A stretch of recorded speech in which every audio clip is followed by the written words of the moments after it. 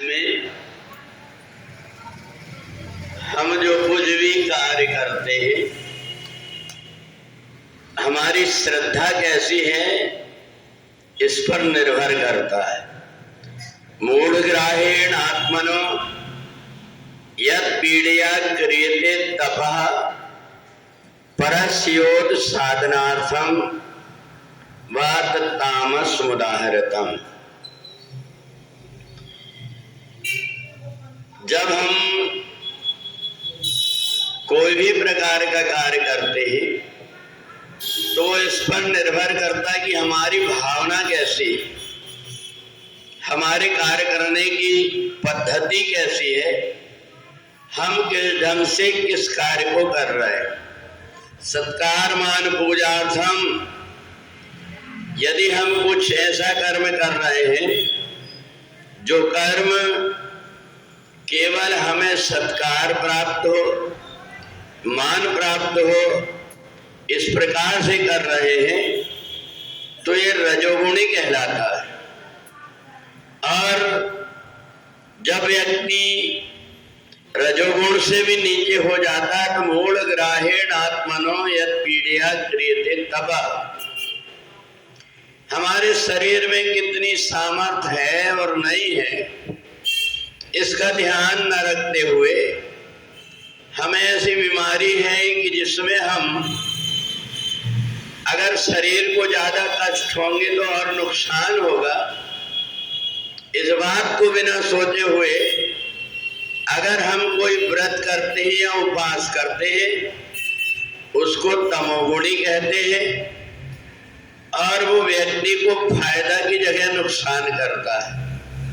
हमको ये लगता है कि भगवान भूखे रहने से मिलते हैं, ये हमारा भ्रम है। भगवान तो खुद 8 बार एक दिन में भोग लगाते, तो भगवान को भोजन से नहीं, हमारी भावना कैसी, हम भोजन को तो नहीं कर रहे, भोजन को छोड़ दिए पर दूसरे व्यक्ति की जान खा रहे हैं, दूसरों को सता रहे हैं, दूसरों के साथ ऐसा व्यवहार कर रहे हैं जो नहीं करना चाहिए। छोड़ने की ये चीजें होती है जो बुराइयां होती है, इन चीजों को छोड़ा जाता है। अगर व्यक्ति इन चीजों को छोड़ देता है तो सतोगुणी श्रद्धा होती है, इनमें लगा रहता है तो वो तमोगुणी हो जाती है। और दूसरा, हम अगर ये सोचें कि हम जो कुछ भी कर्म करते हैं हम अगर कष्ट उठाएंगे तो परमात्मा को प्रसन्नता होगी। माता पिता से भी 1000 गुना प्रेम मनुष्य से परमात्मा करते। अगर कोई बेटा कोई परेशानी में रहता है तो माता पिता का मन दुखता है, उनको बार बार दुख लगता है, उससे 1000 गुना प्रेम ज्यादा परमात्मा करते हैं। तो उनको भी कितना दुख होता होगा हमारे कर्म से।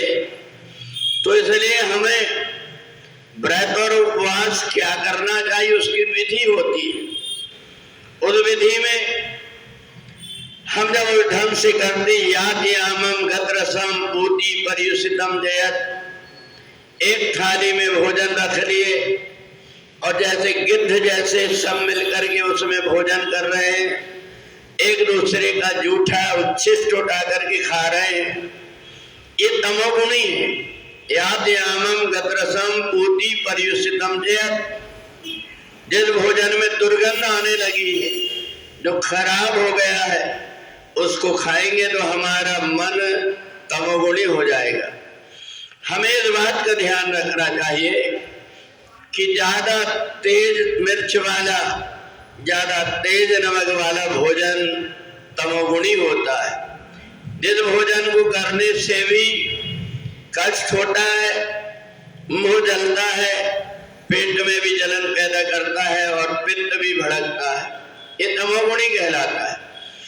तो 17वें अध्याय में भगवान ने भोजन कैसा करना चाहिए, बोलना कैसे चाहिए, शरीर का तप क्या है, मन का तप क्या है, वाणी का तप क्या है, तीनों का सहज रूप में बताया है।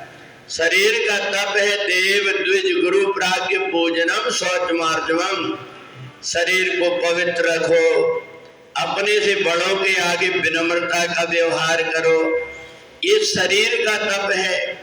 और हो सके तो ब्रह्मचर्य व्रत का पालन करो।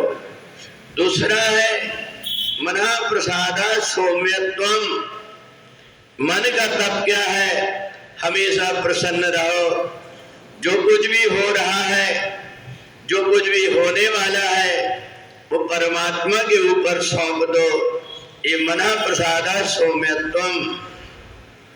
अब तीसरा आता है वाणी का तप, कि हमने इस वाणी से परमात्मा का नाम लेते हैं, परमात्मा का कीर्तन करते हैं। अनुर्वेग करम वाक्यम सत्यम प्रेहितम जयत, ऐसी वाणी मत बोलो जिससे दूसरों के मन के अंदर वेदना हो, दूसरे को कष्ट हो। अस्त्र शस्त्र का लगा हुआ घाव तो बहुत जल्दी मिट जाता है, पर वाणी का घाव मिटता नहीं है।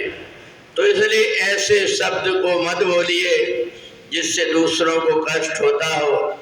इन तीन बातों का व्यक्ति ध्यान रख ले तो शरीर भी शुद्ध हो जाता है, मन भी शुद्ध हो जाता है और वाणी भी शुद्ध हो जाता है। तो इसलिए हमें जीवन में कैसे आचरण करना चाहिए, कैसा व्यवहार करना चाहिए जो सतोगुणी हो, इसका भगवान ने 17वें अध्याय में वर्णन किया है। बोले वृंदावन बिहारी लाल की जय।